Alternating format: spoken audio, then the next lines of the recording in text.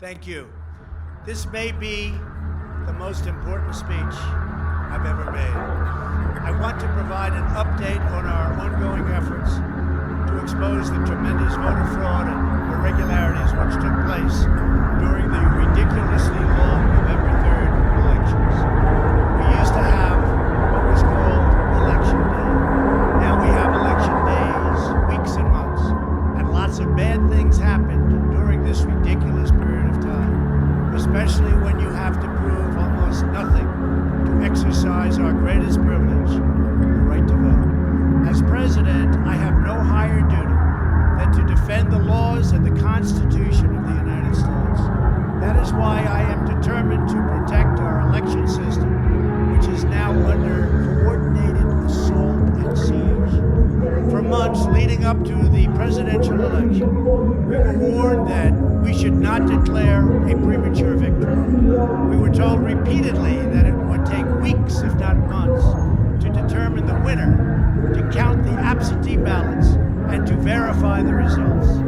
My opponent was told to stay away from the election. Don't campaign. We don't need you. We've got it.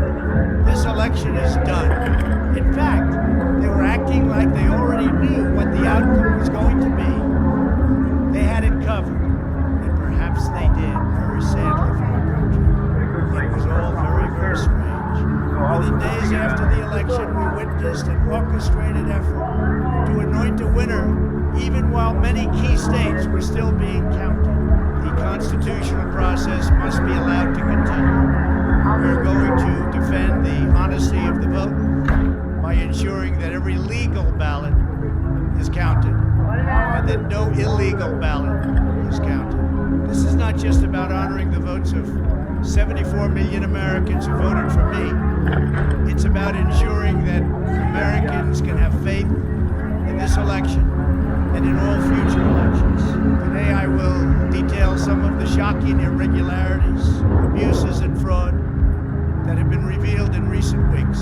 But before laying out just a small portion of the evidence we have uncovered, and we have so much evidence, I want to explain the corrupt mail-in balloting scheme that Democrats systematically put into place that allowed voting to be altered, especially in swing states, which they had to win.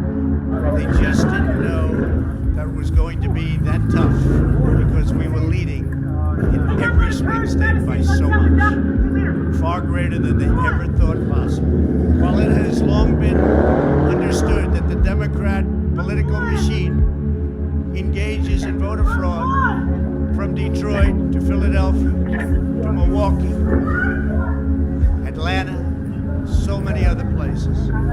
What changed this year was the Democrat Party's relentless push to print and mail out tens of millions of ballots sent to unknown recipients with virtually no safeguards of any kind. This allowed fraud and abuse to occur on a scale never seen before. Using the pandemic as a pretext, Democrat politicians and judges drastically changed election procedures just months and in some cases weeks before the election on the 3rd of November.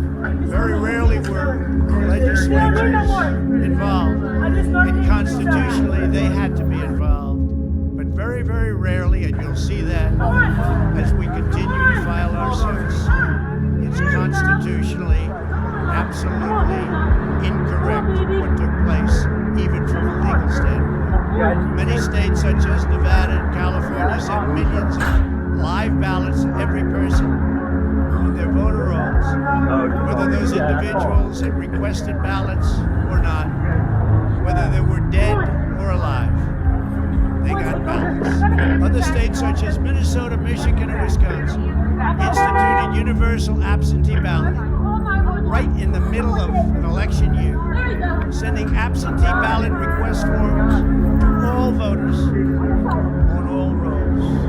It didn't matter who they were. This colossal expansion of mail-in voting opened the floodgates to massive fraud. It's a widely known fact that the voting rolls are packed with people who are not lawfully eligible to vote, including those who are deceased, have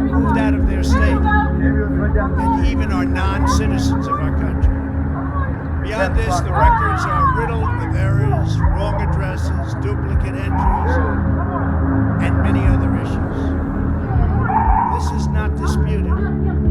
It has never been disputed. Dozens of counties in the key swing states have more registered voters on the rolls than they have voting age citizens, including 67 counties in Michigan. All of this is evidence. In Wisconsin, the state's Board of Elections could not confirm the residency of more than 100,000 people and repeatedly refused to remove those names from its voter rolls before the election. They knew why, nobody else did. I knew why. Legal voters.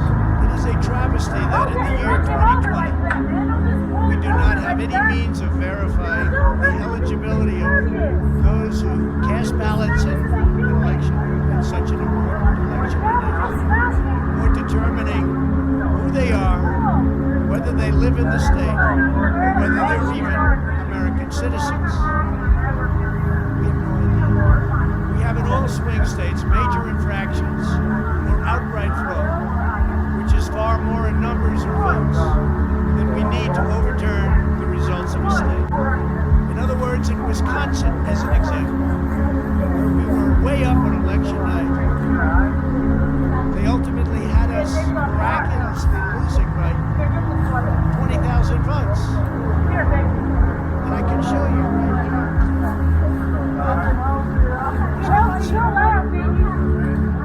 Leading by a lot. And then, 342. It was a massive dump of votes. Mostly Biden. Almost all Biden. And to this day, everyone's trying to figure out where did it come from. They went from leading by a lot to losing by a little. Against Wisconsin. Terrible thing. But we will have far more, many times more, than the 20,000 votes needed to overturn the state. If we are right about the fraud, Joe Biden can't be president.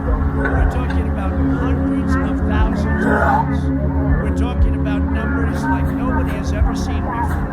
Just as an example, in certain states, we'll be down by, let's say, 7,000 votes. We'll find later on 20,000, 50,000, 100,000, 200,000 discrepancies or fraudulent votes. And that includes votes that went through, but they were not allowed to be seen by Republican poll watchers because the poll watchers were locked out of the building. Or people that innocently came to vote on November 3rd.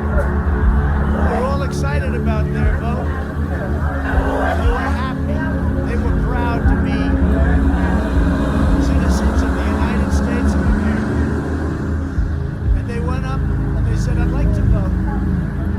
And they were told that they can't vote. I'm sorry, they were told. I'm sorry. You've already voted by mail-in ballot. Congratulations. You received a ballot, so you can no longer vote. They didn't know what to do. They had no one to complain to. Most just left and said, that's strange. But many people complained and complained vehemently. And in a lot of cases, they filled out a provisional ballot, which was almost never used, but in virtually every case was a vote for Trump. In other words, they went in to vote, and they were told that they voted. They didn't. And they left, and they felt they lost respect for the system. And this happened tens of thousands of times. That's how desperate the Democrats were. They would fill out ballots, people not even knowing if these people were going to show up. And when they did show up, they said sorry. And on top of everything else, we have a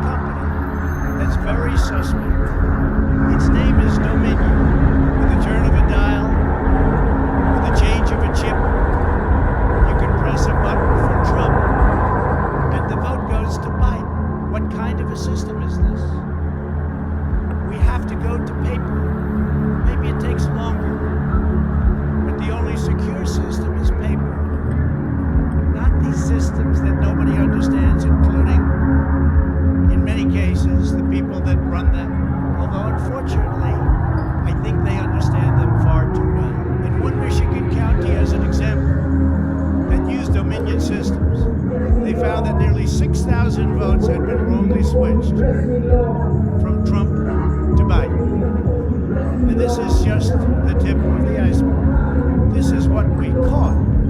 How many didn't we catch? Are there hundreds of other examples throughout the country? Are there thousands? We just got lucky, and they called it a glitch. We found numerous glitches that evening. 96% of the company's political donations went to Democrats, not surprisingly. And frankly, when you look at who's running the company, who's in charge, who owns it, which we don't know, where are the votes counted, which we think are counted in foreign countries, not in the United States. Dominion is a disaster.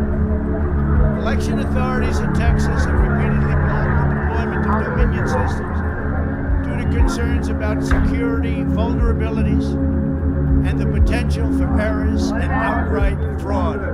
Every district that uses Dominion systems must be carefully monitored and carefully investigated, but not only for the future. Right now, we're worried about the present and what went on with an election that we won without question. Under my lead, the Republicans won almost every state house in the United States, which they weren't expected to do. We won up to 16 seats in the House. The numbers are still being tabulated because there are 9 seats that nobody really knows. They don't know. They're still, 2 weeks later, still under consideration because it's a mess. Republicans were supposed to lose many seats, and instead they won those seats in the House. And a very important election that's coming up will determine whether or not we hold the Senate. David Perdue and Kelly Loeffler are 2 tremendous people. Unfortunately, in Georgia, they're using the same horrible Dominion system. It's already been out that hundreds of thousands, think of it, hundreds of thousands of absentee ballots have been requested. You check it out, who's requesting those ballots. The difference is, it's one state and we will have our eyes on it like nobody's ever watched anything before because we have to win those 2 Senate seats. The tremendous success we had in the House of Representatives and the tremendous success we've had so far in the Senate, unexpected success all over the country and right here in Washington. It is statistically impossible that the person, me, that led the charge, lost. The greatest pollsters, the real pollsters, not the ones that had us down 17 points in Wisconsin when we actually won, or the ones that had us down 4 or 5 points in Florida and we won by many points, or had us even and down in Texas and we won by a lot. Not those pollsters, but real pollsters. Pollsters that are fair and honest. Said we can't understand a thing like this. It's never happened before. You led the country to victory, and you were the only one that was lost. It's not possible. The Speaker of the House of a certain state said, "Sir, I expected to lose my seat, and instead, because of you, because of that incredible charge and all of those rallies, we had a tremendous victory." And